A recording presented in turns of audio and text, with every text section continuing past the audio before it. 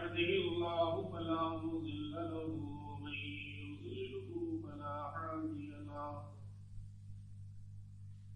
أشهد أن لا إله إلا الله وحده لا شريك له أشهد أن سيدنا ونبينا وحبيبنا وشفيعنا وشفيعنا ومولانا محمدا عبده ورسوله وصفيه وخليله وأرسل رسوله بالهدى ودين الحق بشيرا ونذيرا داعيا إلى الله بإذنه وسراجا منيرا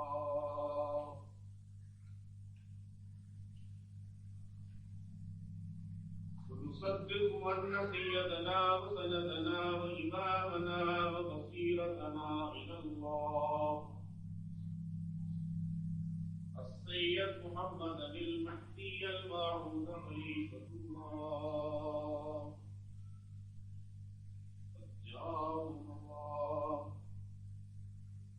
اللهم صل وسلم وبارك عليهما وعلى آلهما وأصحابهما أجمعين من يومنا هذا إلى يوم الدين.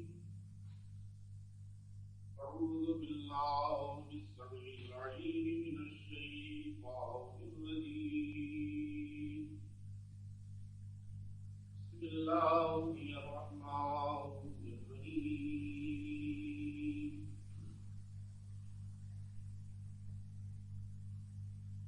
إنا أنزلناه في ليلة القدر وما أدراك ما ليلة القدر. ليلة القدر خير من ألف شهر.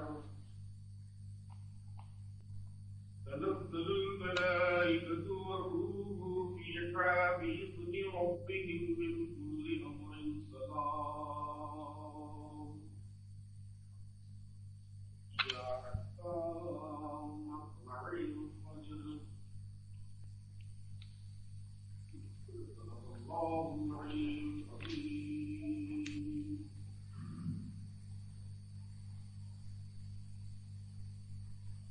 محترم سامعین،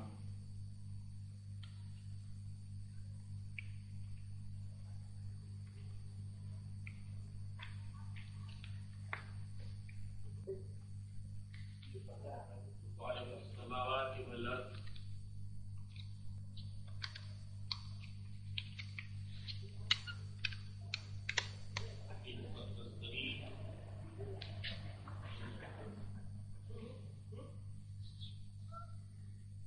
خالق السماوات والارض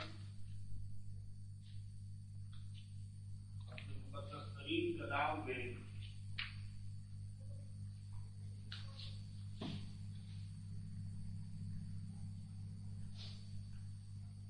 انتہائی بزرگ و برتر رات کا ذکر فرما رہے ہیں.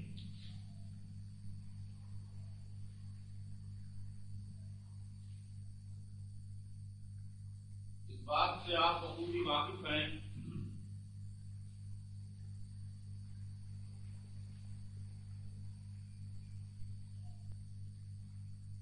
کہ لیلۃ القدر انتہائی مقدم الشان لیل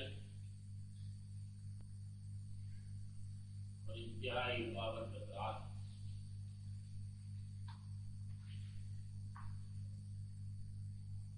رمضان المبارک کی مقدس ترین راتوں میں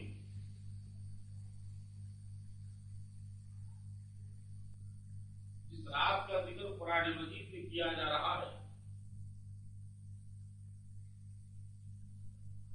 اس رات کو فضیلت کیوں عطا کی گئی؟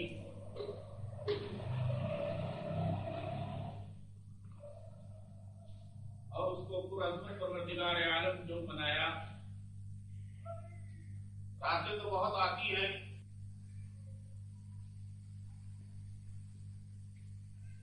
اور دن کے اختتام کے بعد رات کا آغاز ہی ہوتا ہے، لیکن اس رات پروردگار عالم کی نگاہ مقدس میں انتہائی مقدس شان ہوئی، اس کی عظمت کو بیان کرنا پڑا۔ خالق کائنات رات کی عظمت کو بیان کر رہے اپنی مقدس ترین کتاب، تو ظاہر ہے وہ رات انتہائی اہم ہوگی۔ رات کا ذکر پروردگار عالم اپنی مقدس ترین کتاب میں فرما رہے، اور پھر اس کے ساتھ ساتھ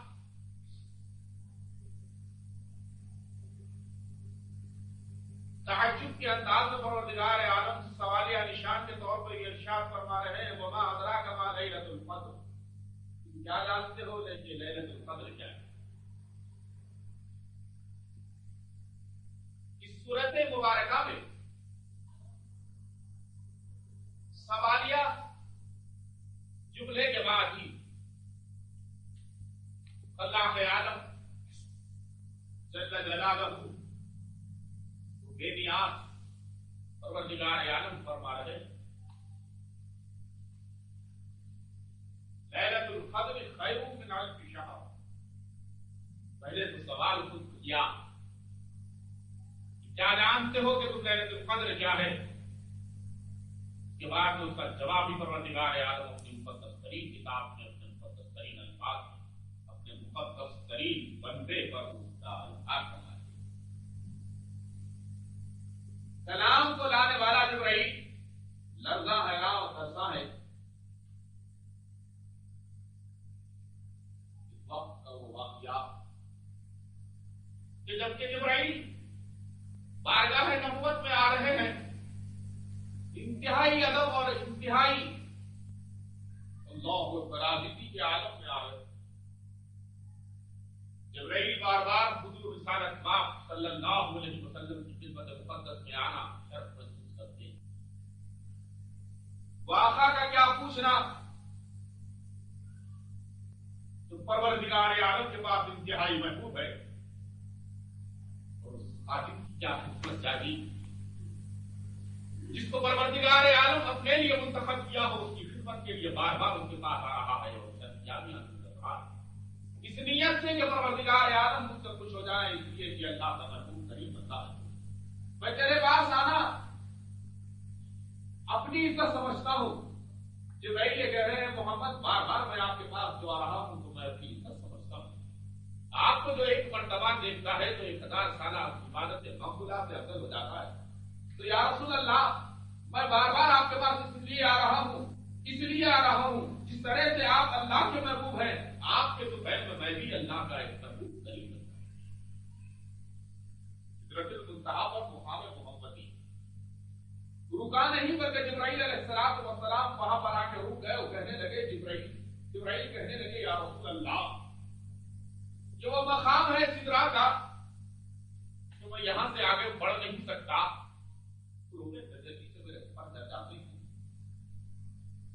اب اس منزل پر آپ سدرا کی اس منزل کو اپنی نگاہوں کے سامنے لائیے اور تصورات کی اس دنیا میں پہنچتے ہوئے معراج کی وہ شب ہے، جبرائیل کی پہنچ کا انتہائی مقام ہے، محمد رسول اللہ کی ابتدائی منزل کا زمانہ، ابتدائی منزل ہے، جہاں جبرائیل کی انتہا ہے وہاں سے محمد رسول اللہ کے سفر کا آغاز، جہاں جبرائیل کی انتہائی منزل ہے، یہ بات ذہن عالی میں رہے، وہاں محمد رسول اللہ صلی اللہ علیہ وسلم کے سفر کی ابتدائی منزل،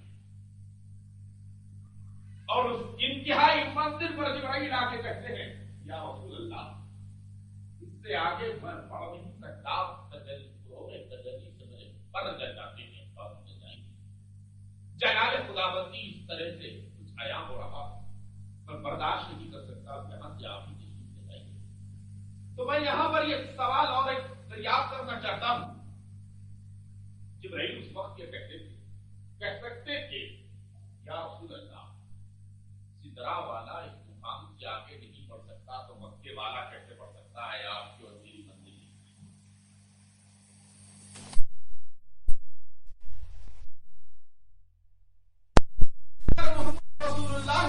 ہم واضح تھا، اس لیے وہ کہنے لگے اس سے آپ آگے بڑھ سکتے ہیں، میں یہی پڑھوں گا۔ اور محمد پر جبرائیل کے مقام کی وضاحت تھی، واضح تھا، اس لیے آپ نے کہا محمد سے کہ میں اب تم کو یہاں سے ساتھ لے جانا میں تنہا رہوں گا۔ مقام جبرائیل سے محمد واقف تھے، مقام محمدی سے جبرائیل واقف تھے، اس لیے انہوں نے یہ نہیں کہا کہ تم آگے بڑھو، انہوں نے یہ نہیں کہا کہ تم آگے بڑھو۔ کیا شان محمدی! تو وہ جبرائیل علیہ السلام میں مرتبہ آ رہے ہیں، سوالیان جواب، سوال اور جواب دونوں لے کر۔ وما ادراک ما لیلۃ القدر، تو پروردگار عالم نے فرمایا لیلۃ القدر خیر من الف شہر۔ اور رہی یہ بات، اس کا لفظی ترجمہ یہ بیان کیا جاتا ہے، انا انزلناہ فی لیلۃ القدر وما ادراک ما لیلۃ القدر، بے شک ہم نے نازل کیا قدر کی رات، قدر کی رات۔ تو قدر کی رات کیا ہے؟ وما ادراک ما لیلۃ القدر، کیا ہے قدر کی رات؟ تم جانتے ہو؟ نابلد جاہل ہے، ان کو پروردگار کرے تیرے علم کے سامنے بندہ ہے نا، بندہ ناچیز ہی ناچیز ہے، تو اگر فضل فرمائے گا تو ظاہر ورنہ اگر تیرا فضل نہ ہوگا تو علم سے ہم دے گا نہیں، آگاہی نہیں ہو سکتی۔ یا اللہ، اللہ فرما رہا ہے لیلۃ القدر خیر من الف شہر، لیلۃ القدر خیر من الف شہر، یعنی 1000 مہینوں سے بہتر رات ہے وہ تنزل الملائکۃ والروح، اور اللہ رب العالمین اس رات کے فرشتوں کو آسمان سے زمین پر نازل کرتے ہیں۔ اب یہاں پر ایک بات، ملائکہ کے ساتھ والروح کا لفظ استعمال کیا گیا، میری اپنی انسانی کی بات، مفسرین کی بات غلط ہے، لیکن جہاں تک میں نے قرآن مجید کو سمجھا ہے وہ بات غلط ہے۔ تنزل الملائکۃ، ملائکہ، ملک نہیں کہا پروردگار عالم، تنزل الملک نہیں کہا، تنزل الملائکہ، یعنی اللہ رب العالمین اس رات ملائکہ کو آسمان سے زمین پر نازل کرتے ہیں، تو ملائکہ جمع کا صیغہ استعمال کیا جا رہا ہے۔ تو پھر والروح سے مراد کیا ہے؟ روح، ملائکہ میں جبرائیل بھی آ گئے، میکائیل بھی آ گئے، اسرافیل بھی آ گئے، اسرائیل بھی آ گئے، تاتائیل بھی آ گئے، لومائیل بھی آ گئے، مقدس ترین فرشتے بھی آ گئے، پھر یہ ملائکہ، پھر والروح کیا ہے؟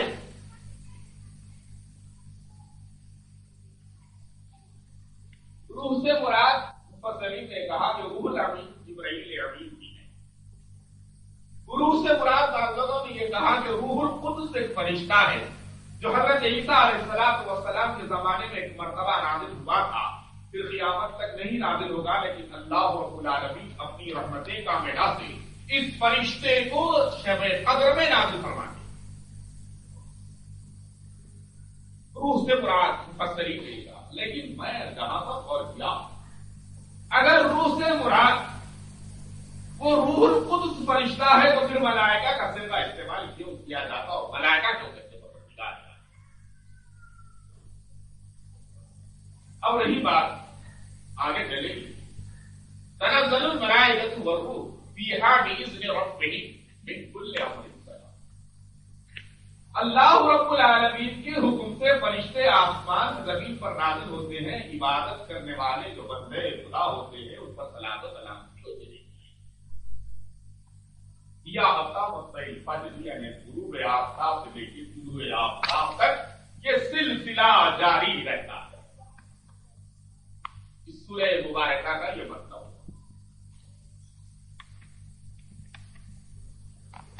بڑی عجیب و غریب صورت ہے،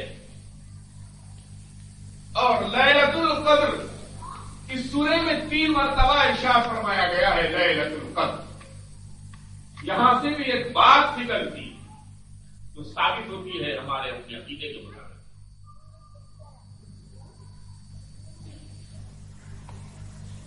انا انزلناہ فی لیلۃ القدر وما ادراک ما لیلۃ القدر، لیلۃ القدر خیر من الف شہر، لیلۃ القدر کے اندر 9 حروف ہے۔ لیلۃ القدر میں 9 حروف ہیں، تو 3 مرتبہ پروردگار عالم لیلۃ القدر کا استعمال فرمائے ہیں. تو 9 ہے، تو 3 کو 9 سے اگر آپ ضرب دیں گے تو 9 کیا 27، 27ویں شب ظاہر ہو گئی اس صورت مبارکہ. اب بحث کی ضرورت نہیں ہے یہاں پر. اب مفسر وہ کہے تھے، یہ کہے تھے، صحابہ کا وہ عمل تھا، یہ عمل تھا، بات نہیں. بلکہ قرآن خود واضح کر رہا ہے اس بات کو کہ شب قدر 27ویں شب ہے، اس سے ہٹ کے کوئی شب نہیں ہو سکتی. اس لیے 3 مرتبہ لیلۃ القدر کا ذکر کیا گیا، اور پھر اس کے بعد میں لیلۃ القدر میں 9 حروف بیان کیے گئے. تو اب تک کے اعتبار سے اگر حساب ڈالیں تو 3 کو 9 سے آپ ضرب دیں گے تو 27 نکلے گا. 27ویں شب مسلمہ ہو گئی. اب باعث کی ضرورت تو مہدی موعود علیہ السلام پر جس رات کا انتخاب ہوا تھا وہ اپنی جگہ مسلمہ، وہ اپنی جگہ مسلمہ ہے. بحث کرنے کی ضرورت نہیں. اب رہا یہ کہ فلاں محدث نے یہ کہا کہ فلاں محدث نے یہ کہا، وہ ہوگا اپنی جگہ، لیکن یہاں ہم اپنی جگہ یہ سمجھتے ہیں کہ شب قدر 27 شب کو ہے، اس سے ہٹ کے کوئی اور بات نہیں. آئیے اس سلسلے میں اگر کوئی بحث کرنے تیار ہے تو کر لیجیے. اب اللہ رب العالمین وہی نقطے کو آپ وضاحت کے ساتھ سماعت فرما لیجیے. پروردگار عالم فرما رہے ہیں ملائکہ کے ساتھ روح بھی آ رہی ہے. تو روح سے مراد کیا ہے؟ جیسا کہ میں نے کہا کہ روح سے مراد روح الامین لیا گیا، روح سے مراد روح القدس فرشتہ لیا گیا. ملائکہ کا صیغہ، ملائکہ کا جملہ استعمال کرنے کے بعد پروردگار عالم پھر روح کو جو استعمال کرتا تھا، تو معلوم جو ہو رہا ہے کہ ملائکہ کے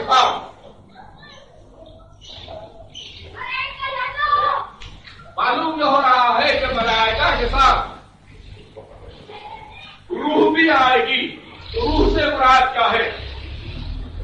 ملائکہ کے ساتھ روح بھی آئے گی. تو روح سے مراد کیا ہے؟ تو ملائکہ ایک طرف ہے، روح ایک طرف ہے. تو اتنی مقدس ترین یہ رات ہے کہ ہم ملائکہ کو بھی آسمان سے زمین پر نازل کرتے ہیں، اور سارے ہمارے انعام یافتہ جو ارواح طیبات ہیں ہم ان کو بھی آسمان سے زمین پر نازل کر دیتے ہیں تاکہ وہ تمہاری عبادت سے شریک ہو جائیں اور قیامت کے دن تمہاری اس عبادت کے وہ گواہ بن جائیں. روح سے مراد انبیاء کی روحیں ہیں، روح سے مراد اولیاء کی روح ہے، روح سے مراد مقربین بارگاہ ہے پروردگار عالم کی ارواح طیبات ہے جو پروردگار عالم آسمان سے زمین پر نازل کرتا ہے. اس عبادت میں چاہے وہ بندے خدا جو اس عبادت میں رہتے ہوئے جو ذکر کرتے ہیں خدا کا، وہ بھی اس عبادت میں شامل ہو جائیں. یہ روح سے مراد ہی بات.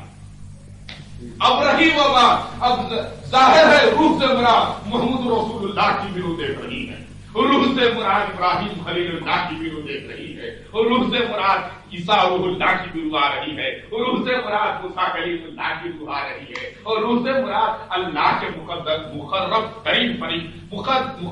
ترین بندوں کی روح بھی آ رہی ہے. اور روح سے مراد یہ عرض کروں کہ آج ہم مہدی موعود علیہ السلام کے تصدق سے شب قدر میں عبادت کرتے ہیں. تو مہدی موعود اپنی اس امت کو اس رات کیا نہیں دیکھی گے. ظاہر یہ ہو رہا ہے کہ جہاں مہدوی رہیں گے وہاں روح بہتی رہے گی اور دیکھتی رہے گی کہ میری امت جہاں تک لیلۃ القدر کی احترام کرتی ہے یا نہیں، لیلۃ القدر میں عبادت کرتی ہے یا نہیں. تو معلوم جو ہو رہا ہے اس روح سے مراد مہدی خدا کی روح ہے جو ہماری اس عبادت کی گواہ بن جاتی ہے.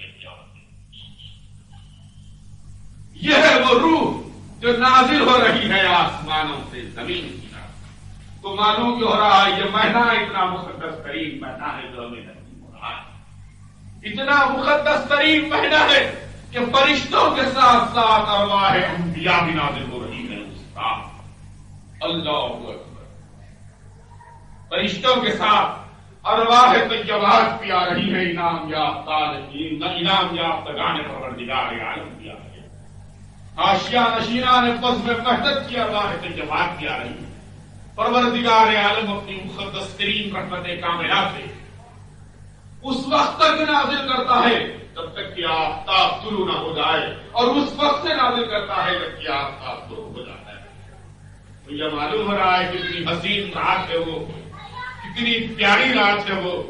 انسان یہ سمجھتا ہے کہ عیش و آرام کی رات نصیب ہوگی، انسان یہ سمجھتا ہے کہ خوشی و مسرت کی رات نصیب ہوگی، انسان یہ سمجھتا ہے کہ اپنی دل کی آرزو پوری جو کی جاتی ہے وہ رات نصیب ہوگی۔ معاف فرمانا، عارفان حق کے پاس، مقربین جو قرب خداوندی جو چاہتے ہیں ان کے پاس، اللہ اکبر، بندگان الہی کے پاس، بندگان خدا کے پاس اس رات کو حسین نہیں کہا جاتا، بلکہ اس رات کو حسین کہا جاتا ہے جس کا سر سجدے میں ہو اور سبحان ربی الاعلیٰ کی آواز در بلند ہو اور بارگاہ حیثیت سے آسمانوں سے خاطب غیبی کی آواز آئے، تم سبحان ربی الاعلیٰ کہتے جاؤ، ہم تمہاری آواز پر لبیک کہتے چلے جائیں۔ وہ رات کتنی حسین ہوگی جب کہ بندے خدا بارگاہ الہی میں سر سجدہ ہے اور سبحان ربی الاعلیٰ کی آواز بلند کرتا چلا جا رہا ہے، اور رات کی تاریخی ہے، ساری کائنات پہلے خواب ہے، لیکن ایک بندے خدا ہے جو حقیقت میں اللہ کی یاد میں مصروف ہے، جس کی آنکھ سے آنسو جاری ہے، جسم میں لرزہ تاری ہے، سینے کے اندر جو دل ہے وہ ترسا ہے، لرز رہا ہے، پریشان ہے، دھڑک رہا ہے، دل بے قرار ہے، اور ساری توجہ بارگاہ حیثیت سے ہے، اور آنکھ سے آنسو چلے جا رہے ہیں، وہی ہے اور اس کا خدا ہے، اور اللہ کی کبریائی بیان کرتا چلا جا رہا ہے، سمدیت کی تعریف کر رہا ہے، رحمانیت کی تعریف کر رہا ہے، اور پھر اس کے ساتھ ساتھ کریمی کی تعریف کر رہا ہے، تعریف پر تعریف ہو رہی ہے، اپنی بندگی کا اظہار پر اظہار ہو رہا ہے، عاجزی کا اظہار ہو رہا ہے، انکساری کا اظہار ہو رہا ہے، اور ادھر پروردگار عالم فرما رہے ہیں لبیک لبیک، ہم نے تیری لا اللہ، ہم تیرے اللہ سبحان ربی الاعلیٰ کہنے کو سن رہے تھے، اس کی آواز پر ہم لبیک کہہ رہے ہیں۔ کیا حسین رات ہے، وہ اندازہ لگائیے کہ خدا کے حضور بندہ ہے، اور بندہ اور اللہ رب العالمین اس رات بندے کی اس پکار پر لبیک کیسا چلا جا رہا ہے۔ وہ بندے کتنے خوش نصیب ہیں جو ایسی حسین راتوں کا اہتمام کرتے ہیں اور اللہ کی جناب میں سرگزشتہ ہوتے ہیں۔ تو رمضان المبارک کی ہر رات اس معنی میں انتہائی خوبصورت سے خوبصورت ترین رات ہے، لیکن اس رات سے فائدہ وہی اٹھا سکتے ہیں اور جو اس رات میں جا کر عبادت کرنے والے۔ صبح کے منظر سے وہی لطف اندوز ہوتا ہے، سورج کا طلوع و غروب آپ جانتے ہیں، غروب کا منظر بھی وہی رہتا ہے اور طلوع کا بھی منظر وہی رہتا ہے، لیکن جس وقت سورج طلوع ہوتا ہے، طلوع ہونے سے پہلے کائنات کے اندر ایک انتہائی عجیب و غریب قسم کی خوشی معلوم ہوتی ہے، فضا انتہائی حسین معلوم ہوتی ہے، انتہائی خوبصورت معلوم ہوتی ہے، اور باہر نکل کر اگر کسی سبزہ زار کی طرف آپ چلے جائیے تو ادھر سورج طلوع ہونے کو ہے اور ادھر سبزہ زار پر آپ نظر ڈالیے تو کتنا حسین منظر معلوم ہوتا ہے، وہ کتنا خوبصورت منظر معلوم ہوتا ہے وہ، لیکن جب سورج جیسے جیسے طلوع ہونے لگتا ہے تو وہ اس منظر کی وہ کیفیت کے اندر فرق محسوس ہونے لگتا ہے، ہوتے ہوتے سورج جب طلوع ہو جاتا ہے تو وہ منظر بھی ختم ہو جاتا ہے، تو اس منظر سے وہی لوگ لطف اندوز ہوتے ہیں جو روزانہ نماز صبح پڑھ کر بارگاہ خداوندی کی اس کیفیت کو دیکھتے ہیں جو سورج کے طلوع ہونے کے وقت ہوتا ہے۔ تو ایسا ہی رات کی اس حسین کیفیت سے وہی لوگ لطف اندوز ہوتے ہیں جو رات میں بارگاہ خداوندی کی جناب میں سربسجدہ رہتے ہیں۔ تو معلوم یہ ہو رہا ہے پروردگار عالم کو سجدہ بہت زیادہ پسند ہے، اور سجدے کی اس کیفیت میں پروردگار عالم حقیقت میں لبیک لبیک کی آواز بلند کرتے ہیں، لبیک لبیک کی آواز بلند کرتے ہیں۔ آپ جانتے ہیں اس واقعے کو جبکہ ایک مرتبہ میں نے کہا تھا، حضرت بابا فرید گنج شکر رحمت اللہ علیہ راستے سے گزر رہے تھے تو ایک پارسی نے ایک عجیب و غریب انداز کا کام کیا۔ کہا جاتا ہے کہ وہ پارسی جو تھا وہ کتوں کو روٹیاں ڈال رہا تھا۔ بابا فرید گنج شکر رحمت اللہ علیہ جب باہر نکلے تو دیکھتے یہ ہے کہ پارسی کتوں کو روٹیاں ڈال رہا ہے۔ تو بابا فرید نے پوچھا یہ بیگانوں میں یگانگت کی صفت کیسے پیدا ہو گئی؟ تم تو بیگانے ہو، اللہ کو نہیں مانتے، آگ کے پر آگ کی پوجا کرنے والے ہو، یہ رحم دلی یہ ہمدردی تم میں کیسا پیدا ہو گئی؟ تم تو بیگانے ہو، یگانگی کی صفت کیسے پیدا ہو گئی؟ بات آئی اور گئی، ختم ہو گئی۔ دعا کر رہے تھے फौरन मीज़ाब हरम के नीचे की उस कैफियत से बाबा फरीद वाकिफ नहीं थे। काबे का पर्दा उनके हाथ में था और दुआ कर रहे थे। दौरान दुआ के अंदर एक आवाज आई, लब्बैक अल्लाहुम्मा लब्बैक लब्बैक ला शरीक लका लब्बैक की आवाज जैसी आने लगी तो बाबा फरीद के कान खड़े होकर कहने लगे, ये कायनात के अंदर इस रात की तारीकी में काबतुल्लाह के पास ये लब्बैक लब्बैक की आवाज कहां से आ रही है? ये आवाज देने वाला कौन है? ये पुकारने वाला कौन है? लब्बैक कहने वाला कौन है? परेशान हो गए, आंख से आंसू जारी हो गए। परवरदिगार आलम सामने काबा का पता पकड़कर दुआ कर रहा हूं, मेरी आवाज पर तूने लब्बैक नहीं कहा, फिर ये लब्बैक किसकी आवाज पर, किसकी पुकार पर तू कह रहा है? तू किसकी पुकार पर यह कह रहा है? तालाश किया मालूम वक्त के मीज़ाब हरम के नीचे एक शख्स है जो दुआ कर रहा है, होते हुए दुआ कर रहा है। आंख से आंसू जारी हो गए हैं और बाबा फरीद उनके सामने इस्तारा खड़े हो गए अदब के साथ। और जब वो पुकार रहा है तो फिजा के अंदर एक आवाज आ रही है, लब्बैक लब्बैक। अल्लाहु अकबर। क्या हमारा दिल ऐसा है? क्या हम में ये कुदरत पैदा हो गई? क्या हमारे दिलों में ये बात, ये एहसास पैदा हो गया? क्या हमारी आवाज पर भी आज परवरदिगार आलम लब्बैक कहने के लिए तैयार? क्या हम में यह कुव्वत और यह सलाहियत, ताकत पैदा हो गई है कि हम इधर पुकारे और उधर आवाज आ जाए, लब्बैक लब्बैक? वो कैसे महबूब तरीन बंदे थे परवरदिगार आलम के, हमारे ही जैसे गोश्त वाले, हमारे ही जैसे कान और आंख वाले, हमारी ही जैसे आज़ा और जवारे रखने वाले, हमारी ही जैसी जबान रखने वाले, हमारे ही जैसे दिमाग रखने वाले, हमारे ही जैसे सीने के दिल रखने वाले, हमारे ही जैसे दिल और दाव रखने वाले। लेकिन उनकी आवाज पर परवरदिगार आलम लब्बैक कह रहा है। और आज हम भी परवरदिगार आलम को पुकारते हैं, इंतहाई आजिज़ी के साथ पुकारते हैं, इंतहाई पुरोतनी के साथ पुकारते हैं, लेकिन आवाज नहीं आती। लेकिन एक वो मर्तबा, एक वो मंजिल थी जबकि एक पारसी पुकार रहा है, आतिश परस्त पुकार रहा है, आतिश परस्त पुकार रहा है, मीज़ाब हरम के नीचे है और सर्वसिजदा है, काबतुल्लाह के सामने सिजदा किया हुआ है। और जब वो पुकार रहा है तो उसकी पुकार पर बारगाह अहदियत से आवाज आ रही है, लब्बैक लब्बैक, ऐ पुकारने वाले मैं तेरे पास मौजूद हूं और परवरदिगार आलम के हुजूर आज हम भी शब रोज बारगाह अहदियत में सिजदा करते हैं। और वो मुकद्दस तरीन बहनें और माएं यहाँ मौजूद होंगी तो नमाज तहज्जुद भी अदा करती हैं, रात की तारीकी में वो भी उठती हैं, वजू करती हैं और बराबर वो अल्लाह की जनाब में सिजदा करती हैं। लेकिन मैं ये पूछना चाहता हूँ कि वो क्या वो रिक्कत तारी हुई, क्या वो कैफियत तारी हुई, क्या वो इलादारी तारी हुई, क्या वो जिस्म में लर्जा तारी हुआ, क्या वो जिस्म पर किस्म की कैफियत तारी हुई जिस कैफियत के साथ ही आपको ये आवाज आ रहा है कि लब्बैक लब्बैक, मैं हाजिर हूँ तेरे पास, मैं हाजिर हूँ तेरे पास। तो जाहिर है कि जवाब इस सवाल का जवाब नबी में मिलेगा। तो फिर वो जवाब कैसा था? वो इल्तिजाम कैसी थी, वो कैफियत कैसी थी, जरा आपने बदला भी किया। जबकि एक मर्तबा वो पारसी मीज़ाब हरम के नीचे आवाज दे रहा है तो परवरदिगार आलम अपनी रहमत कामिला से उसे आवाज दे रहे। तो आज क्या हमारे लिए अल्लाह की रहमत नहीं है? क्या आज हमारे लिए अल्लाह की रहमत नहीं है? क्या अल्लाह की आज तवज्जो नहीं है? क्या अल्लाह की मेहरबानी नहीं है? यकीनन मेहरबानी जरूर है, परवरदिगार आलम बराबर मुतवज्जे है। लेकिन खुदा की कसम, आप फरमाना मुझे इजाजत दीजिए इस बात की कि हमने वो पुकारने की सलाहियत पैदा नहीं की, वो पुकारने की सलाहियत पैदा नहीं हुई। अगर हम उसी अंदाज में पुकारते तो यकीनन बारगाह अहदियत वो सिर्फ एक लौ, एक ही तरफ, एक ही मंजिल की तरफ काम करते, एक ही तरफ उनकी लौ थी, एक ही तरफ उनके ख्यालात थे, एक ही जानिब वो अपनी जिंदगी को मोड़ना चाह रहे थे। आज हमारी जिंदगियों के मोड़ मुख्तलिफ तरीके से मोड़ रहे हैं।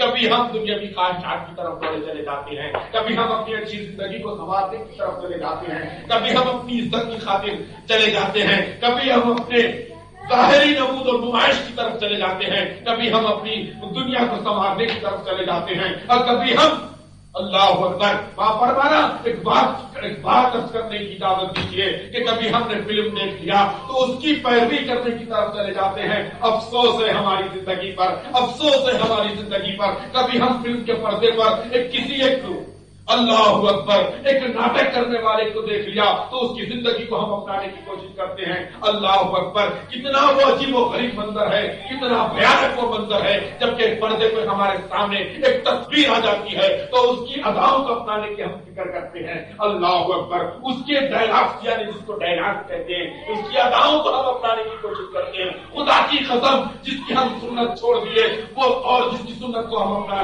جس کے کردار کو ہم اپنانے کی کوشش کر رہے ہیں, یاد رکھیے یہ ایسا بھیانک کردار ہے کہ سوائے دوست کے اور کہیں لے جانے والا ہے. اس کی سنت پر ہم چلنے کی کوشش کریں. جس کی سنت سے ہم کو نجات ملنے والی ہے وہ محمد رسول اللہ کی سنت ہے, وہ حضور امام کی سنت ہے, وہ جمیل الشیم کی سنت ہے, محبوب رب العالمین کی سنت ہے, اللہ کے محبوب کریم بندے کی سنت ہے, رسول اللہ کی سنت ہے. جو سنت کو اپنا لیا گویا خدا کی قسم وہ اللہ کی جناب میں محبوب ہو گیا. جو اس سنت کو اپنا لیا گویا خدا کی قسم پروردگار عالم کے پاس وہ انتہائی عزت والا ہو گیا. تب وہ یہاں سے جائے گا محمد رسول اللہ کی سنت کو اپنانے والا, یہاں سے جائے گا محمد رسول اللہ کا پیرو, یہاں سے جائے گا محمد کا نام لینے والا, یہاں سے جائے گا محمد رسول اللہ پر ایمان لانے والا, یہاں سے جائے گا اور پھر انتہائی فروتنی کے ساتھ جائے گا. جیسے یہ امت محمدی وہاں جائے گی تو پروردگار عالم اس کے استقبال کے لیے کھڑے ہو جائیں گے. اس لیے کھڑے ہوں گے کہ یہ میرے محمد کا عاشق آ رہا ہے, میرے محمد کا یہ عاشق آ رہا ہے, اس کو ہم اپنا لینا ہے, اس کو ہم اپنی آغوش میں لینا ہے. تو ایسا ہی وہ میزاب حرم کے نیچے پکارنے والا اللہ اکبر انتہائی کامل توجہ کے ساتھ خدا کو پکار رہا, کامل توجہ کے ساتھ خدا کو پکار رہا تھا اور خدا آواز دے رہا. بابا فرید کھڑے ہو گئے, اس کے بازو ادب سے احتراماً سر سجدے سے اٹھا. دیکھتا یہ ہے کہ بابا فرید بازو کھڑے ہوئے. بابا فرید اللہ اکبر اس کے بازو کھڑے ہوئے ہیں. پوچھا گیا تو کون ہے, پوچھا تو کون ہے, تو باسی نے کہا نہیں جانتے آپ, میں وہی کتوں کو روٹیاں ڈالنے والا. آپ نے پوچھا تھا یہ گانا ہے یا بیگانا, لیکن میں اب بیگانا نہیں یہ گانا ہو گیا, اللہ کی جناب میں سجدہ کرنے والا ہو گیا. میں اب بیگانگی کی صفت چھوڑ کر یہ گانگی کی صفت پیدا کر لیا. سر سجدے میں تھا, بابا فرید کے قدموں پر سر آ گیا, رو رہا تھا. بابا فرید کے پیر تھے, خانے کعبہ سامنے تھا, اللہ کی آواز کی لبیک لبیک تھی. اتنے عجیب اور حسین لمحات ہیں وہ کہ جبکہ خانہ کعبہ ہے, رات کی تاریکی ہے, بابا فرید کے جیسا ایک ولی محترم بشان ہے, اور پھر اس کے ساتھ ساتھ یہ اپنی گناہوں سے توبہ کرنے کے بعد آنکھ سے آنسو جاری کر رہا ہے. انہی لمحات میں ایک لمحہ ایسا بھی آیا کہ روتے روتے ہچکی بن گئی. ہچکی بننے کے ساتھ ہچکی کی انتہائی منزل یہ ہوئی کہ جیسے ہچکی ختم ہوئی روح پرواز کر گئی اور آسمانوں کی طرف جانے لگی. اور روح کو دیکھتے ہوئے بابا فرید نے پوچھا کتنا حسین ہے تو, کتنا خوبصورت ہے تیرا عمل کہ یہاں سے تو جا رہا ہے خانہ کعبہ میں تیری روح پرواز ہو رہی ہے. تو یہ کہتا ہے پروردگار عالم میری پکار پر لبیک کہہ رہے تھے تو میں پکار کے ساتھ ہی بارگاہ عیسیت میں جا رہا ہوں, بارگاہ عیسیت میں جا رہا ہوں. تو معلوم جو ہو رہا ہے تو دل کی گہرائی سے پکارتا ہے پروردگار عالم سلام کو آواز دیتے ہیں. تو معلوم اب ہم کو کرنا کیا ہے, بارگاہ عیسیت میں تو سجدہ ضرور ہے, رات کی تاریکی میں سجدے ضرور ہو رہے ہیں.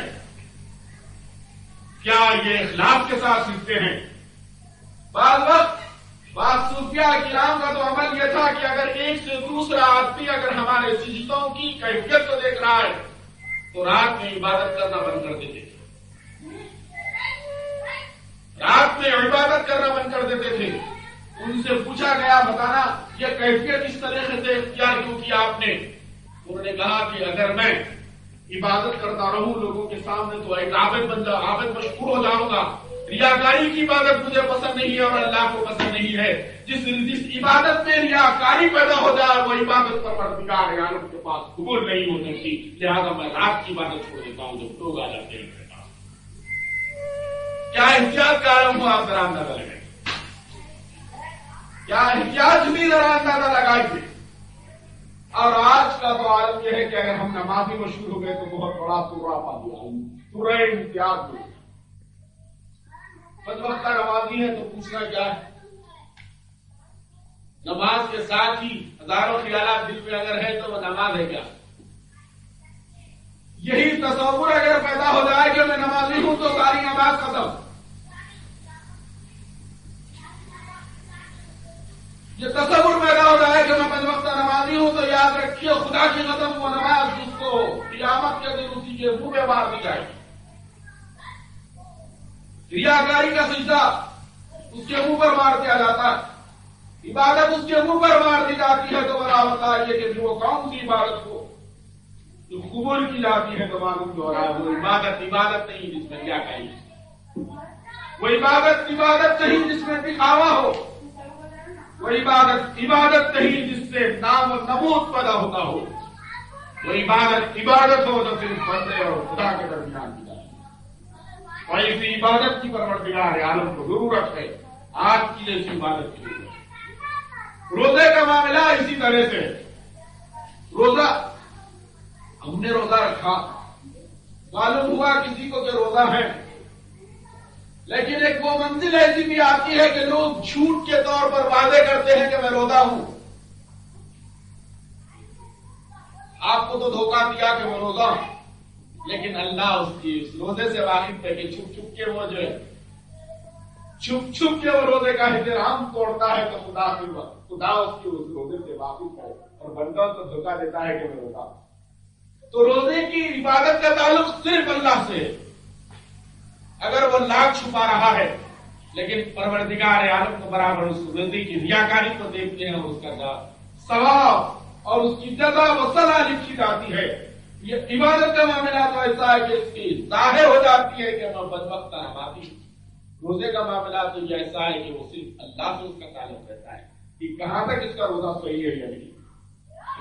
بھوکا رہ جانا ہی روزے کا مطلب نہیں. ہم یہ کہتے ہیں کہ افطار سحری کے وقت ہم نے کھانا کھایا اور پھر چند گھنٹوں کے لیے ہم اپنی ساری چیزوں کو روک دیے, جس کا نام روزہ ہے. روزہ ہے, اس کا نام روزہ نہیں ہے. روزے کا مطلب کیا ہے؟ روزہ کئی قسم کا ہوتا ہے. اس کا نام تو میں یہ کہوں گا کہ آپ نے فاقہ کیا اور بھوکو رہے, بھوک کو برداشت کیا آپ نے. روزے کا مطلب یہ نہیں.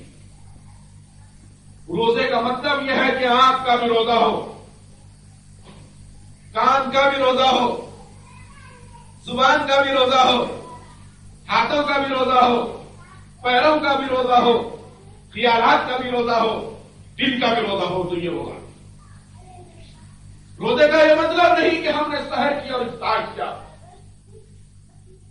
کیا روزے کا مطلب نہیں, بلکہ معاف فرمانا. روزہ ہے ہم نے لوگوں کی غیبت کی تو کیا روزہ ہوا. روزہ ہے ہم نے لوگوں کی شکایت کی تو کیا روزہ ہوا. روزہ ہے ہم اور لوگوں کی برائی ہم زبان سے بیان کر رہے ہیں تو کیا یہ روزہ ہوا. روزہ ہے ہم لیکن زبان سے ہم جھوٹ بول رہے ہیں تو کیا یہ روزہ ہوا. روزہ ہے ہم لیکن ہم کسی اور لوگوں کے عیبوں کو تاحال کرنے کی فکر میں ہیں اور کسی کے عیبوں کو ناحق پردہ اپنی زبان سے بیان کرتے چلے جا رہے ہیں تو کیا یہ روزہ ہوا. آنکھ بھی پروردگار عالم دیکھنے کے لیے ناجائز چیزوں کو ہم دیکھ رہے ہیں, کیا روزہ ہوا. اب اندازہ لگائیے کہ ٹی وی تو ہر گھر میں موجود ہے. اتوار کے دن تو ایک عجیب و غریب پروگرام ہوتا ہے بہارت روزہ کہ ہم ٹی وی پر وہ پروگرام نہیں دیکھتے. بہارت روزہ کہ ہم ٹی وی پر وہ ساری چیزیں جس سے اسلام منع فرما رہا ہے تو کیا نہیں دیکھتے. تو کیا پوچھتا ہوں میں آپ سے کہ یہ آنکھ کا روزہ ہوا آپ کا. وہ حرکتیں جو اسلام ناجائز قرار دے رہا ہے ہم اپنی آنکھوں سے دیکھ کے چلے جاتے ہیں تو کیا ہمارا روزہ ہوا. وہ کان جس باتوں کو ہم سننا نہیں چاہیے لیکن وہ بات کے برابر ہمارے کان سنتے چلے جا رہے ہیں تو کیا وہ کانوں کا روزہ ہوا. وہ مقام پر ہمارے ہاتھ نہیں جانا چاہیے. جس سے منع کیا گیا ہے بحالت روزہ، لیکن برابر ہمارے ہاتھ ان مقامات پر ان ناجائز چیزوں پر جاتے ہیں، تو کیا یہ ہمارا روزہ ہوا؟ رمضان المبارک کے اندر کیا ہم نے رمضان کی قدر کی؟ رمضان کا کیا احترام کیا؟ صرف اس کا نام ہے رمضان کہ رمضان آیا اور نئے نئے کپڑوں کی ہم نے تلاش کی، خرچ کیا، مخروص ہو گئے، لیکن کپڑے بنانا ضروری ہے، لیکن کپڑے پہن کر ہم نے یہ کہا کہ ہم نے رمضان کا اہتمام کیا ہے۔ آپ فرمانا اس کا نام رمضان نہیں ہے، اس کا نام مسلمانی نہیں ہے، اس کا نام مذہبیت نہیں ہے، بلکہ اپنے آپ کو ہر طریقے سے، اپنے آپ کو ہر قسم سے مقرر کر لینے کا نام رمضان ہے، اور اپنے آپ کو مکمل طور پر پابند بنا لینے کا نام مسلمانی ہے۔ آپ فرمانا یہ رمضانی مسلمانوں کی ضرورت ہے، یہ پروردگار عالم کو دائمی مسلمان کی ضرورت ہے، پروردگار کو وہ یہ چاہتا ہے کہ تم ہمیشہ جس طرح سے اگر ظاہری طور پر رمضان میں جس طرح سے تم اپنے آپ کو خائف کر لیتے ہو، ایسا ہی اس سال کے 11 مہینے بھی تم اپنے آپ کو خائف کر کے ہمارا قرب تلاش کرو۔ جب تم ہم کو پکاریں گے تو ایسا ہی ہم آواز دیں گے جیسا کہ ہم نے ایک پارسی کو آواز کیا رات کی تاریخی میں، اللہ اکبر اللہ اکبر، تو لبیک لبیک کی آواز آئی۔ میری محترم بہنوں اور ماں، آپ سے ادب اور انتہائی عاجزی اور فروتنی کے ساتھ میری یہ گزارش ہے، یہ زمانہ انتہائی عمل کی طرف راغب کرنے کا ہے۔ آپ کی گود تو انتہائی، آپ کی گود میں کیسے کیسے لوگ اور کیسے کیسے لال و جواہر تربیت پائے، کیسے کیسے ہیرو نے جنم لیا تھا آپ کی گود سے، تو آپ کو اپنی گود کی کیسی حفاظت کرنی چاہیے، آنکھوں کی کیسی حفاظت کرنی چاہیے، کانوں کو کیسی حفاظت کرنی چاہیے، زبان کو کیسی محافظ رکھنا چاہیے، ہاتھوں کی کس طرح سے حفاظت کرنی چاہیے، پیروں کو کس طرح سے حفاظت کرنا چاہیے، پیروں کی دل و دماغ کو کس طرح محفوظ کرنا چاہیے، اس لیے کہ آپ کی گود سے اولیاء کرام پیدا ہوئے، آپ کی گود سے انبیاء علیہ السلام پیدا ہوئے، آپ کی گود سے کیسے کیسے بہترین انسان پرورش پائے، تو معلوم ہو رہا ہے کہ کبھی آپ کی گود نے ایسے انسانوں کو جنم لیا جو تاریخ کو موڑ دیا، کبھی آپ کی گود نے ایسے انسانوں کو جنم دیا جو اللہ کے احکامات کو جنہوں نے زمین پر نافذ کر دیا، کبھی آپ کی گود نے ایسے انسانوں کو جنم دیا جو خدا قدوس کی وحدانیت کو زمین پر پھیلا دیا، کبھی آپ کی گود نے ایسے بندگان الہی کو جنم دیا جنہوں نے انسانیت کی تاریخ موڑ دی، کبھی آپ کی گود نے ایسے انسانوں کو پیدا کیا جو اس دنیا کے اندر پیدا ہونے کے بعد انقلاب عظیم برپا کر دیے، کبھی آپ کی گود نے ایسے انسان کو جنم دیا جو صرف بات کی آنکھوں سے اللہ کو دکھانے والا پیدا ہوا۔ تو معلوم یہ ہو رہا ہے آپ کی گود کا یہ عالم تھا، تو یہ ساری چیزیں، یہ سارے انسان جو پیدا ہوئے تھے، تو معلوم یہ ہو رہا ہے کہ آپ نے اپنے آپ کی حفاظت کی تھی، آپ نے اپنے آپ کی حفاظت کی تھی، اپنے آپ کو اسلامی راہ پر آپ نے گامزن کیا تھا، اپنے آپ کو اللہ کے حوالے آپ نے کیا تھا، اپنے خیالات کو اللہ کے حوالے کیا تھا، اپنے جسم کو اللہ کے حوالے کیا تھا، اپنی زندگی کو اللہ کے حوالے کیا تھا، اور اپنے وجود کو اللہ کے حوالے کیا تھا۔ تو اللہ رب العالمین جب آپ نے اپنے آپ کو اللہ کے حوالے کیا تو آپ کی گود سے ایسے انقلابی انسان پیدا، ایسا انسان پیدا ہوا جس کو محمد رسول اللہ کہا جاتا ہے، اور جس پر نبوت ختم ہو گئی، جس پر شریعت ختم ہو گئی، جس پر کتابیں ختم ہو گئی، جس پر اللہ کے احکامات ختم ہو گئے، اور اللہ کا انتہائی مقدس ترین مقرب ترین بندہ پیدا ہوا، تو معلوم یہ ہو رہا ہے کہ آپ کی کیا شان، آپ کی کیا تربیت تھی، تو معلوم یہ ہو رہا ہے۔ لیکن آج جو زمانہ بدل گیا، زمانہ بدلا نہیں، زمانہ وہی ہے، سورج و شمس و قمر وہی ہے، دن اور رات کی گردش وہی ہے، آسمان پر انجم اسی طریقے سے جگمگا رہے ہیں جو آج سے 5000 سال پہلے جگمگائے تھے، ذرا بھی فرق پیدا نہیں ہوا، لیل و نہار میں فرق نہیں ہوا، شمس و قمر کے غروب و طلوع میں ذرا بھی فرق نہیں ہوا، اور پھر لیل و نہار کی گردش میں ذرا بھی فرق نہیں ہوا، رات برابر آتی ہے، دن برابر آتے رہتے ہیں، سال برابر آ رہے ہیں، دن ہٹ رہے ہیں، دن ہفتوں میں بدل رہے ہیں، ہفتے مہینوں میں بدل رہے ہیں، مہینے سالوں میں بدل رہے ہیں، سال صدیوں میں بدل رہے ہیں، اور یہ برابر گردش زمانہ اپنی جگہ برقرار ہے۔ زمانہ نہیں بدلا، ہمارے خیالات بدل گئے، زمانہ نہیں بدلا، ہمارے کردار بدل گئے، زمانہ نہیں بدلا بلکہ ماحول نے ہمیں بدلا دیا۔ لوگ یہ کہتے ہیں کہ زمانہ بدل گیا لہذا ہم بھی بدل گئے، نہیں، زمانہ آپ سے ہے، زمانہ آپ سے ہے، آپ زمانے سے نہیں ہے، یہ بات توجہ عالم رہے۔ اگر آپ چاہتی ہیں تو زمانے کو اپنے ساتھ لے کر چلتی ہیں، اگر آپ چاہتی ہیں تو آپ زمانے کے ساتھ چلی جاتی ہیں۔ زمانے کو اپنے ساتھ لے کر چلنے کا مطلب کیا ہے کہ آپ احکامات خداوندی پر گامزن ہو جائیے، خود بخود ساری کائنات آپ کے پیچھے چلی جائے گی۔ اور زمانہ تو ظاہر ہے فریب دینے کے لیے برابر پابند نقاب ہے، پابند نقاب ہے، اور آپ کو برابر فریب دینے کے لیے تیار ہے۔ جب فریب کی طرف آپ چلے جاتے ہیں تو یہ کہنا چاہیے کہ ہم زمانے کے ساتھ چلے گئے، ہم زمانے کے ساتھ چلے گئے تو خدا عزم جدل پروردگار عالم سبحان اللہ اس سورہ قدر میں فرما رہے ہیں کہ ہم نے نازل کیا ہے قرآن مجید کو لیلۃ القدر، قدر والی رات میں نازل کیا۔ ظاہر ہے قدر والی رات آپ جانتے ہیں کہ قدر والی رات کیسی تھی۔ لیلۃ القدر نازل ہوئی، لیلۃ القدر میں قرآن نازل ہوا۔ لیلۃ القدر جب آئی تو فرشتوں کی آنکھیں یہ تو کھلی ہی کھلی ہے، لیکن لیلۃ القدر میں چمگادڑ کی طرح کھل جاتی ہیں، اور عبادت بندگان الہی جب عبادت کر رہے ہیں تو ان کی عبادت کی گواہی دینے کے لیے آ گئے، ان کی عبادت کی گواہی دینے کے لیے آ گئے۔ بارگاہ اہلیت سے آسمانوں سے زمین پر نازل ہو گئے، اور پھر ہماری عبادت کے گواہ بن گئے۔ تو معلوم جو ہو رہا ہے کہ پروردگار لیلۃ القدر کا اہتمام فرما رہے ہیں، اور پھر قرآن جیسی مقدس ترین کتاب کا انزال اس رات سے شروع ہوا۔ قرآن نازل ہو رہا ہے اسی رات سے، رمضان المبارک میں وہ رات آئی۔ رمضان کی ہر رات انتہائی مقدس ترین اور اس کا دن انتہائی بابرکت۔ لیکن میں نے کہا آپ سے کہ دن تو اسی انداز میں گزارے کار جسم کا گزارے، رات اسی انداز میں گزارے جبکہ اللہ کی جناب میں سجدہ ہو جائے تو آواز آئے لبیک لبیک۔ تو یقیناً رمضان کا ہم نے اہتمام کیا۔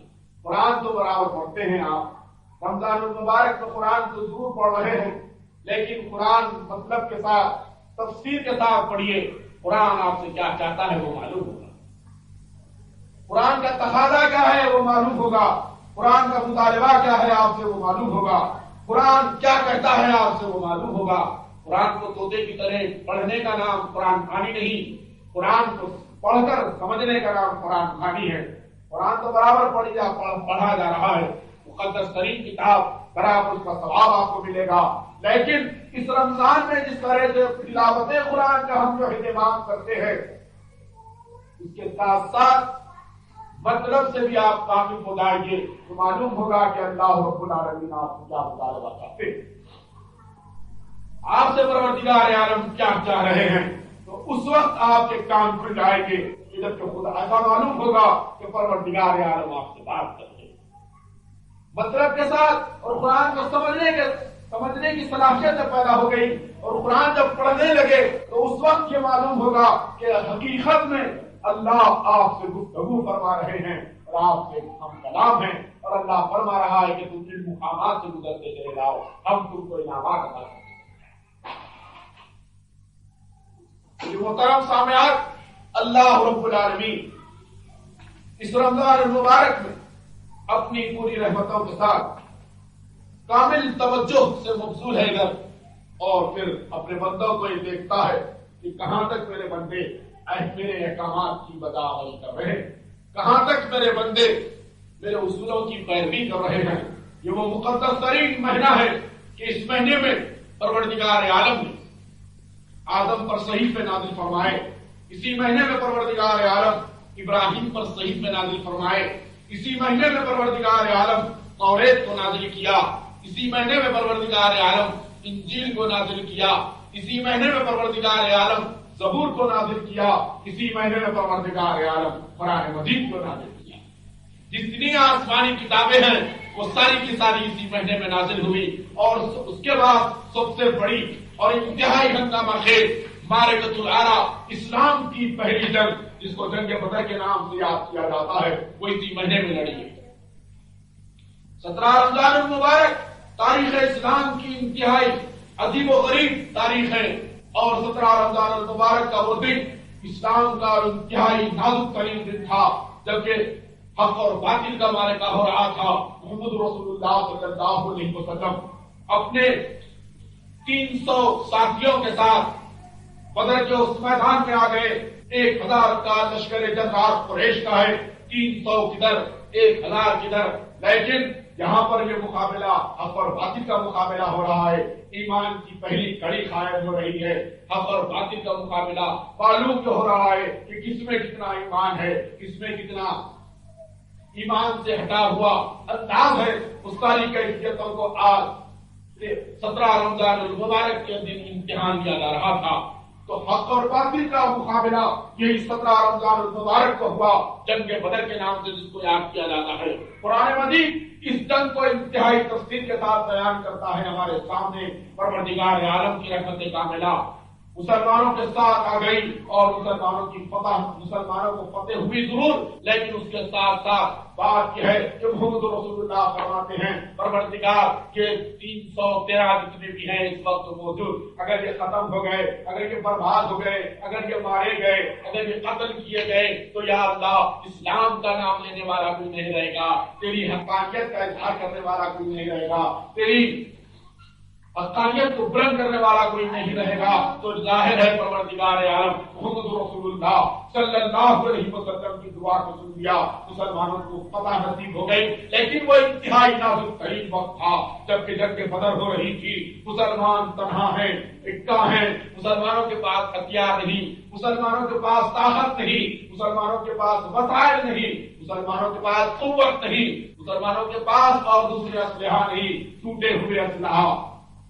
ٹوٹے ہوئے اسلحہ، تیر بھی ہے تو ان کو نوک نہیں، کمان بھی ہے تو ان کو برابر چلانے کا انداز نہیں معلوم، گھوڑے ہیں تو وہ بھی ناداور، اونٹ ہیں تو وہ بھی بوڑھے، لیکن مسلمان بڑے تیزی کے ساتھ آ رہے ہیں۔ اس وقت فوج کے جو انتہائی عظیم طور پر کردار جنہوں نے ادا کیا تھا وہ حضرت علی ابن ابی طالب فاتح خیبر تھے، جو سب سے پہلے پیش تھے۔ اسی دن ابو جہل مارا گیا تھا، اور اسی دن حق اور باطل کا مقابلہ ہو رہا تھا، تو ابو جہل کو اس کو نابود کیا گیا۔ حضرت حمزہ اسی جنگ کے اندر آ رہے ہیں علی اور مرتضیٰ کا ساتھ دینے کے لیے۔ ایک موقع ایسا آ گیا تھا، سعد ابن ابی وقاص محمد رسول اللہ کے پاس ہیں، ادھر محمد رسول اللہ ہیں، اور ادھر تیروں کی بارش محمد پر ہو رہی ہے۔ تو کہا جاتا ہے کہ سعد نے اپنا ہاتھ محمد رسول اللہ کے چہرے مبارک پر رکھ دیا تھا، تو تیر آ رہے تھے، حضرت سعد کے ہاتھ پر پڑ رہے تھے، تو تیروں کو حضرت سعد بچا رہے تھے۔ حضرت سعد کا ہاتھ محمد رسول اللہ کے چہرے پر تھا، تیر آ رہے تھے اور لگ رہے تھے، تو سعد نے یہ کہا وقت آخر اگر میں اپنے انگوٹھے کو بھی جنبش دے دیتا تو محمد رسول اللہ پر تیر لگ جاتے تھے۔ تو لہذا میں انتہائی مستقل مزاجی کے ساتھ محمد رسول اللہ کے چہرے پر ہاتھ رکھا ہوا تھا اور تیر آ رہے تھے، اور محمد پر ایک بھی تیر نہیں لگا، وہ سارے میرے ہاتھ پر تیر لگ گئے۔ تو جب حضور کو معلوم ہوا تو آپ فرما رہے ہیں اتنا مقدس ترین ہاتھ ہے یہ تیرا کہ تو مجھ کو نہیں بچایا بلکہ خدا کے دین کو بچایا، لہذا پروردگار عالم تیرے اس ہاتھ سے مصافحہ کریں گے، تیرے اس ہاتھ سے مصافحہ کریں گے۔ تو جس نے محمد رسول اللہ کے چہرے کی حفاظت کی، جب محمد رسول اللہ کے چہرے کی حفاظت کی، تو اس کے ہاتھ کو پروردگار عالم میں فرما رہے ہیں کہ ہم اس کے ہاتھ کا مصافحہ کرنے والے ہیں۔ تو انتہائی نازک ترین موقع تھا وہ جنگ بدر کا، جو رمضان المبارک میں ہوئی، اور اسی دن مسلمانوں کی فتح ہو گئی، مسلمانوں کو فتح نصیب ہو گئی، اور اللہ رب العالمین مسلمانوں کو کامیابی عطا کیا۔ لیکن اس کے ساتھ ساتھ پروردگار عالم کی یہ بھی ندا آ گئی، تو یاد رکھو مسلمانوں، یاد رکھو کہ تم یہ سمجھ رہے ہو کہ تمہاری طاقت، تمہاری قوت اور تمہارے زور پر تمہیں فتح نصیب ہوئی ہے، ایسا نہیں خیال کرنا، بلکہ تم یہ سمجھنا کہ تم کو جو فتح نصیب ہوئی ہے، تم کو جو کامرانی نصیب ہوئی ہے، تم کو جو پروردگار عالم کامیاب کیا ہے، تو یہ صرف ہماری مدد کا نتیجہ ہے۔ آسمان سے فرشتے نازل ہو گئے کہ تمہاری نصرت کے لیے، زمین پر آسمان سے فرشتے نازل ہو گئے تھے تمہاری نصرت اور مدد کے لیے، لہذا پروردگار عالم تمہاری مدد کے لیے فرشتوں کو نازل کیا تھا کہ وہ مقدس ترین موقع تھا جبکہ اسلام کی بات ہوئی۔ تو رمضان میں جنگ بدر کے ذریعے مسلمانوں کی دین کی اور اسلام کی جب حفاظت ہو رہی ہے، ایسا ہی رمضان میں ہم روزے رکھ کر، رمضان میں عبادت کر کے، رمضان میں ریاکاری سے بچ کر، رمضان میں خیرات کر کے، رمضان میں اللہ کے نام پہ خیرات کر کے، بے کسوں اور مسکینوں کو کھانا کھلا کر اپنے ایمان کی حفاظت کریں، اپنے ایمان کی حفاظت کریں۔ جنگ بدر میں مسلمان قریش سے لڑ کر اسلام کی حفاظت کیے تھے، تو ایسا ہی اس رمضان میں ہم عبادت کر کے اپنے ایمان کی حفاظت کریں تو یقیناً کامیابی۔ جس طرح سے جنگ بدر میں پروردگار عالم مسلمانوں کو فتح نصیب کیا تھا، ایسا ہی مسلمان آج کے اس دور کے مسلمان اگر حقیقت میں خالصتاً للہ اللہ کی طرف توجہ کر کے اگر عبادت کریں گے تو یقیناً خدا کی قسم پروردگار عالم ہماری ہر چیز کی حفاظت فرمانے والے ہیں اور فرمائیں، بشرطے کہ ہم میں کامل ایمان، کامل یقین پیدا ہو جائے تو یقیناً اللہ رب العالمین ہمیں کامیابی عطا فرمانے والے۔ تو اللہ فرما رہا ہے کہ رمضان کے اس مقدس ترین دنوں اور راتوں میں انتہائی فضیلت ہے، اور پھر اس کے ساتھ ساتھ یہ کہا جا رہا ہے کہ ہم رمضان ہی میں قرآن کو نازل کیے۔